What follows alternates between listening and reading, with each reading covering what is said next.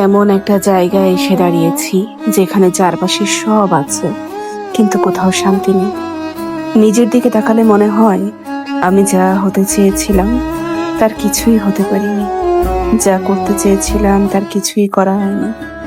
আয়নার সামনে দাঁড়ালে নিজের চোখেই নিজেকে অচেনা লাগে। মনে হয় আমি নিজেকেই হতাশ করেছি সবচেয়ে বেশি। আর অন্যের দিকে তাকালে মনে হয় আমাকে নিয়ে কেউ সন্তুষ্ট না। পরিবারের আশা পূরণ করতে পারিনি, বন্ধুদের মতো হতে পারিনি, যাকে ভালোবেসেছি তার মনের মতো হতে পারিনি। সবার চোখে আমি কোথাও না কোথাও কম পড়ে যাচ্ছি। আমি মাঝখানে আটকে আছি, না পারছি নিজের মতো করে বাঁচতে, না পারছি অন্যের মনের মতো হতে, না পারছি সব ছেড়ে চলে যেতে, না পারছি সব সহ্য করে থেকে যেতে। সবাই ভাবে আমি ভালো আছি, কারণ আমি বলি ভালো আছি, কিন্তু সত্যিটা হলো আমি এমন এক সময়ের ভেতর দিয়ে যাচ্ছি যেখানে প্রতিদিন নিজের সাথেই নিজের যুদ্ধ করতে হয়। আর সেই যুদ্ধে আমি রোজ একটু একটু করে হেরে যাচ্ছি।